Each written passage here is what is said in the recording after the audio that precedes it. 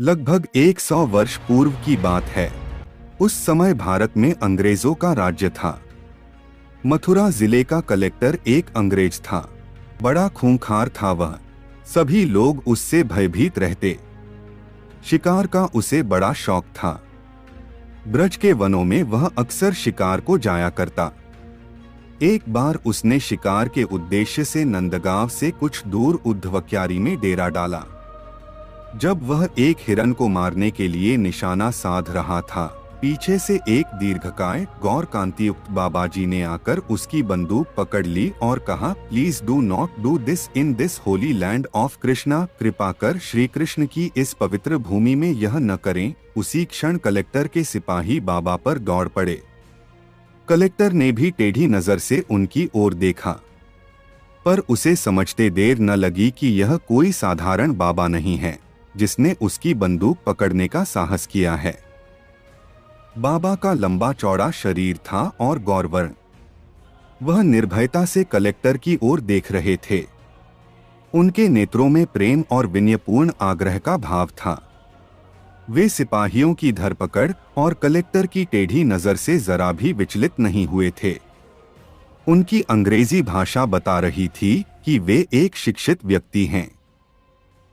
दृष्टिभंगी से ऐसा बिल्कुल नहीं लग रहा था कि वे विक्षिप्त हैं। कलेक्टर ने अपनी नजर के टेढ़ेपन को कुछ कम करते हुए पूछा, who are you to prevent me? तुम मुझे रोकने वाले कौन हो? I am your humble servant. It is my duty to advise that you should not kill animals here unless you want to invite the wrath of gods. Even the Mughals did not do any shooting in these forests and issued orders preventing everybody else from doing. आपका तुच्छ दास हूँ। मेरा कर्तव्य है आपको यह सत परामर्श देने का कि यदि आप स्वयं देवताओं के कोप का शिकार नहीं बनना चाहते तो वहाँ किसी का 50 मैं शिकार न करें। मुगलों ने भी ऐसा नहीं किया और अपने फरमान द्वारा सभी को ऐसा करने से वर्जित किया। कलेक्टर बाबा की निर्भीकता, विनम्रता और उनके तेजपूर्ण व्यक्तित्व से प्रभावित हुआ। उन्हें अपने डेरे में ले जाकर उनसे बहुत सी बातें की। अंत में उसने ब्रज में शिकार न खेलने का वचन दिया और यह हुक्म जारी किया कि भविष्य में कोई भी ब्रज के किसी जीव का हनन न करें। कलेक्टर की बंदूक पकड़ने वाले बाबा पूर्वाश्रम में कश्मीर में डिप्टी मजिस्ट्रेट थे। एक बार उनकी अदालत में एक मुकदमा आया जिसमें उन्हीं के भांजे को सजा होनी थी।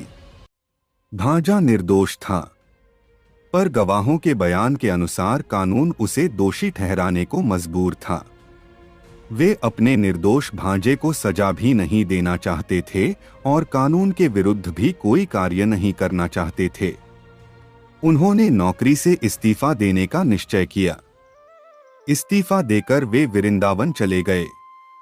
वे पहले से ही भक्तिभाव संपन्न और वृंदावन के प्रति निष्ठावान थे। वृंदावन जाकर भजन करने का स्वप्न भी देखा करते थे। प्रभु की इच्छा से यह घटना उनके स्वप्न को सत्य करने में सहायक हुई। डिप्टी साहब रास के प्रेमी थे। उनकी धारणा थी कि रास में साक्षात श्री कृष्ण रासमंडली के ठाकुर के रूप में लीला करते हैं, पर उन्होंने इस बात की परीक्षा करनी चाहिए। एक दिन वे वंशीवट पर रास देखने गए। अपने साथ एक थैले में कुछ पेड़े ले गए। सोचा कि यदि ठाकुर जी सच्चे हैं तो स्वयं पेड़े मांगकर ले लेंगे। जब रास समाप्त होने को हुआ, ठाकुर छमछम करते उनके निकट आए और बोले, गोझा में पेड़ा छिपाए रखे हैं, देनाय, और थैला छीन कर ले गए। श्री कृष्ण में और अपने प्रति उनकी कृपा में डिप्टी साहब का विश्वास पहले से भी अधिक दृढ़ हो गया।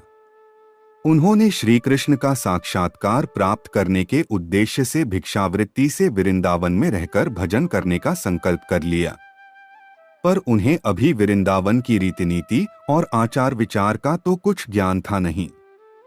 वे भिक्षा करने जाते पीले रंग का एक ढीला ढाला रेशमी वस्त्र पहनकर। उनका ब्राह्मण शरीर था।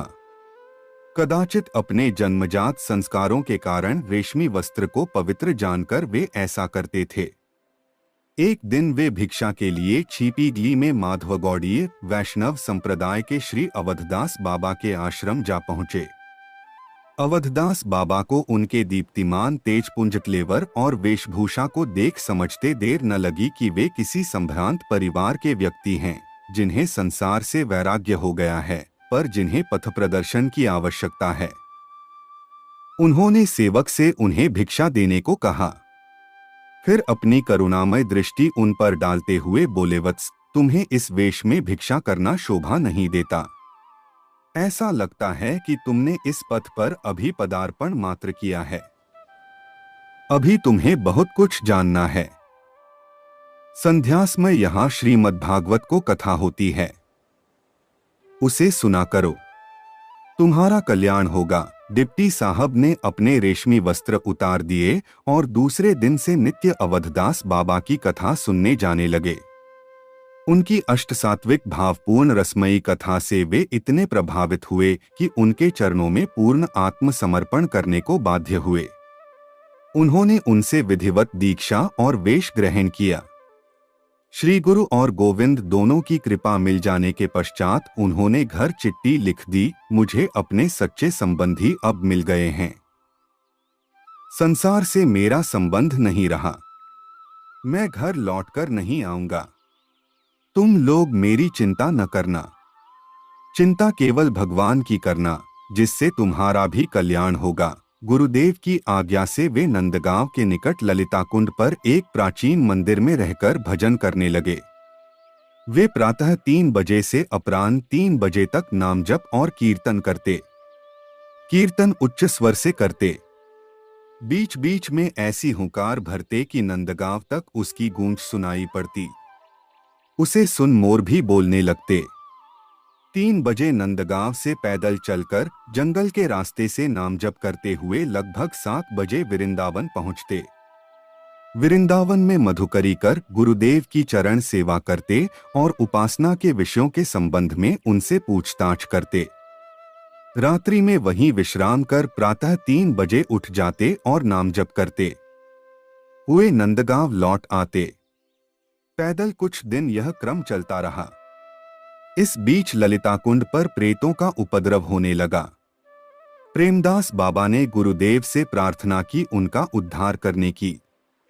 उनकी प्रार्थना पर अवधदास बाबा ने ललिता कुंड पर श्रीमद्भागवत का सप्ताह किया। परिणाम स्वरूप प्रेतों का उद्धार हुआ और ललिता कुंड पर उनकी स्थिति का कोई चिन्ह न रहा। इसके पश्चात गुरुदेव की आज्ञा से प्रेमदास बाबा ने स्वयं नित्य संध्या समय श्रीमद्भागवत की कथा कहना प्रारंभ किया। जिस भागवत का वे पाठ करते, उसे उन्होंने स्वयं सुंदर अक्षरों में लिखा था। उसे एक बार चोर चुरा ले गए। उन्हें बड़ा दुहक हुआ। 3 दिन तक बिना अन्नजल ग्रहण किए पड़े रहे। चौथे दिन चोर भागवत ललिता कुंड में डाल गए। उसके पृष्ठ तैरते हुए ऊपर आए। सूचना पाते ही वे ललिता कुंड पर वे दौड़े गए। समूची भागवत बिना किसी क्षति के वापस प्राप्त कर उनके आनंद की सीमा न रही। गोसेवा में उनकी प्रबल निष्ठा थी। उनकी कुटिया के निकट कई सुंदर और मोटी ताजी गायें रहती, जिनकी वे तनमन से सेवा किया करते। उन्हें ग्रामवासियों की ओर से पूरी छूट थी। वे चाहे जिसके खेत में जाकर चरती, उनसे कोई कुछ न कहता। उन्हें बाबा नाम ले लेकर पुकारते तो उनके पास भागी चली आती। उनका दूध नंदलाल की सेवा में लगता। जो बचता वह साधु वैष्णवों की सेवा के काम आता। वे लगभग 100 वर्ष की अवस्था में गुरुदेव के जीवन काल में ही नाम करते करते धाम पधारे। ललिता कुंड पर उनकी समाधि है।